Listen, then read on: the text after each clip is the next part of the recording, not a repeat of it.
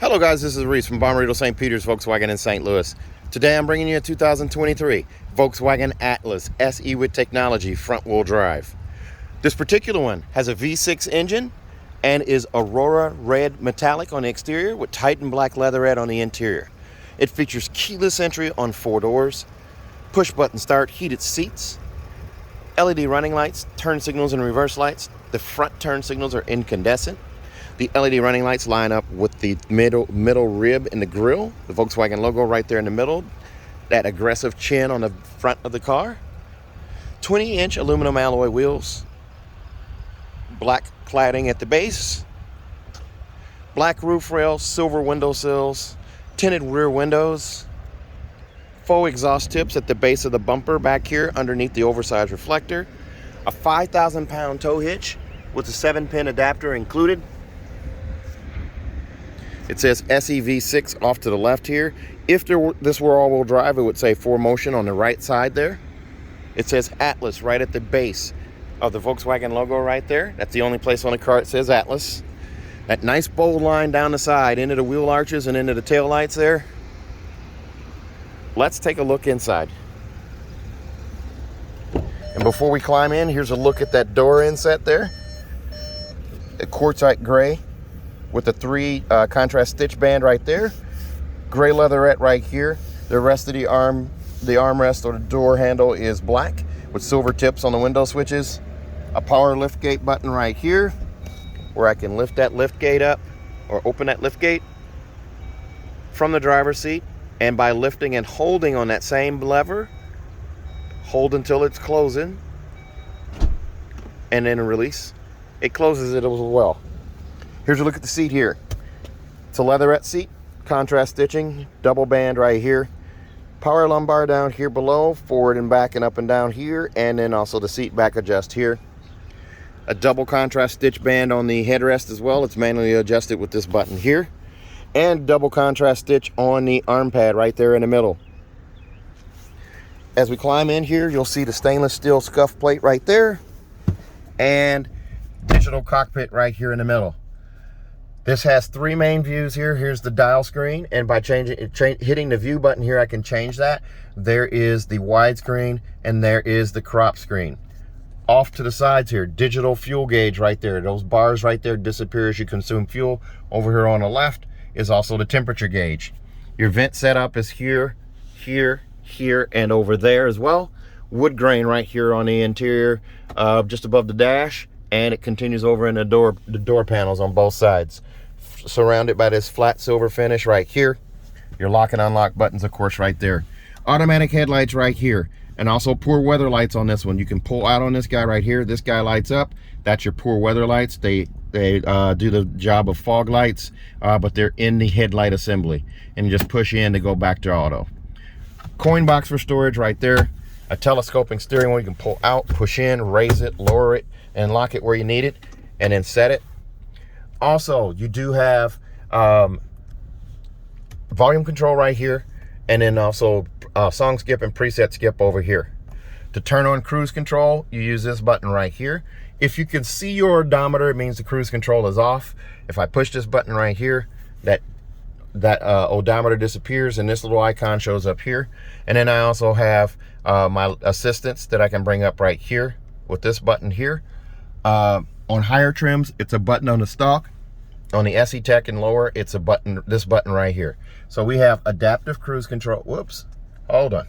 I'm going to go back to that. Push the button, it timed out on me. We have adaptive cruise control, regular cruise control right there, side assist, which is your blind spot monitoring, and then also rear traffic alert and front assist. All right, I recommend adaptive cruise control because it does that stop and go stuff for you. That's pretty cool. Then you also have this guy right here where I can tab across using the left or the right tab there to change between vehicle status, telephone, audio, compass, assist systems, and then back to driving data. Now driving data, I can use the up and down arrows when I'm there to change fuel range, energy consumers, speed, oil temperature, trip odometer, economy, fuel economy, overview, fuel range again, and most people are going to go with speed, so I'm going to hit that and just hit OK. And now that's selected in the center there. Over here on our radio, it's an AM FM radio with satellite, all included here. Gesture control. Anytime you see that hand right there, that tells you it's looking for gesture control. You can wave your hand in front of that. Your kids think you're a Jedi. It's pretty cool. I don't know if you can hear that whooshing. Also, App Connect, which allows you to do Android Auto, Apple CarPlay, or MirrorLink on the system. Someone has already used this car and paired their phone to it. It's got a few miles on it. And the mats, you'll notice the mats in the back. When I go over the mats, they are already out of the packaging back there. So someone used the car and kind of made themselves at home in it, I guess, for maybe an extended test drive or something. But you do also have a backup camera on this one. Trajectory steering, turn the wheel left, turn the wheel right. The yellow line moves accordingly. The green line stays put. The red line signifies where that bumper is. You do also have this sound system here. You can actually change the settings here. You can hit sound up here, or I'm going to go a different way here. Whoop, nope, no, I'm not. Hey, don't do it on there. So the sound settings here, position it right here. I thought there was a different way I could do that, but I wanted to show you this guy here. You can move it around, and then you can also center it. So if you have a sleeping baby or a sleeping child in the car, you can move it around to where it's not going to disturb them as easily. EQ right here, different settings here, and then you can also change the volume. Voice operation, you can adjust it here. Voice operation volume. And then you can change it back. And I'm going to turn it. There you go. So you've got that right there. Pretty cool. You do have storage up here as well. Yeah, and also an auto-dimming home link mirror right here with 3-door garage door memory and a Bluetooth button there. Digital compass right over here on the side. Vanity mirror with an LED light above on each side for both driver and passenger. You look great, dear. And then you also have your 3 buttons up here for CarNet, your information, roadside assistance, and emergency services. This one comes equipped with a panoramic sunroof. That's a $1,200 upgrade. But this one has it. It's not standard on the SE Tech. That sunshade goes back to expose this beautiful panoramic sunroof. And by opening this guy right here, this pane of glass stacks on top of that one. Both panes of glass are tinted. The back pane does not move. You get this pop-up windscreen right here. So you get lots of light in here, lots of space. It makes it seem like there's a lot of space in the car. It makes it seem larger with a sunroof. Over here in the glove box, your manual's right here. You have seat belt clip protectors here if you're using a car seat. And then you also have your tire warranties in the Ziploc bag there. Down here, heated seats for both driver and passenger. They start on high, then medium, then low, then off. You do also have all your climate control stuff right here. Maximum defrost right here, rear defrost. The auto button sets it to a certain temperature and just goes. If you hit the menu button here, I'm going to go ahead and close the sunroof here so I don't have the glare. If you hit the menu button, you're going to get this pop-up right here on the screen here, this touch screen. Or if you enjoy putting fingerprints on, you can control the fan speed from here. Or you have the knob down here where you can turn it and adjust that fan speed. Also, you can adjust the temperature here just by touching the red side to go warmer, the blue side to go cooler, turn on and off the sync where they're paired. And then your rear controls, you can also control from right here. You can also lock out the rear controls if you have rambunctious children that like to mess with stuff in the back. You do also have something called air care on this car. So I can turn that on. Just check the box for active. Now that's only going to work when the windows are rolled up and the sunroof is closed. That little blue line right there is going to expand. It scrubs the air before it circulates it in the cabin. So if you have any stinky smells outside, it covers them. So pretty nice. Now you do also get with this setup here, your phone setup, you can pair 4 phones with this car. Up to 4 phones. Apple CarPlay and Android Auto are wireless on the car. Like I said before, wireless charging is down here. So you've got a pad right here. You lay your phone on it face up, and it will charge unless you're using an OtterBox or you have a pop socket on the back of your case. Then you'll have to remove the case. There's 2 USB-Cs right here that are also backlit, so you can use those. They're easy to see. And there's a 12-volt charger port over here as well. Here's a look at the key fob right here. Key fob is pretty simple. The panic alarm is right there on the side. You do also get unlock, lock, of course, and a remote start right here, and then there's your power lift gate. If the car's turned off, you just touch and hold that guy and it will open the power lift gate. Park distance sensors right here. You push this button here, it's going to bring up the rear view camera. As long as you're stationary, you still can see trajectory steering and all of that good stuff there. But this is mainly to turn off the park sensors at the front, park sensors at the rear. And you know the difference here because you have this little animation that pops up here that shows when you're getting close to an object here. And then also you can change your camera views just by touching these right here. Pretty cool. And that button you just push to turn it off. Now, this being front wheel drive, it doesn't have the knob here where you can change your drive modes to snow and things like that. That's what this little depressed area right here where that would normally be. Any armrest right here. Lots of storage in here. You can get a medium-sized person here. There's a USB-C right there.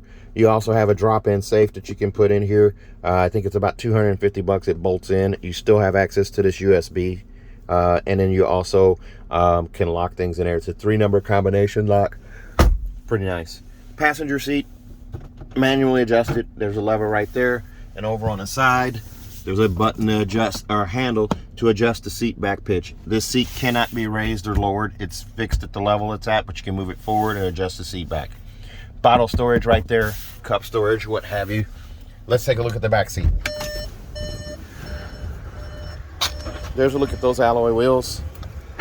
As we open up the door here, I'll go over the window sticker real quick. This one comes in at $45,042.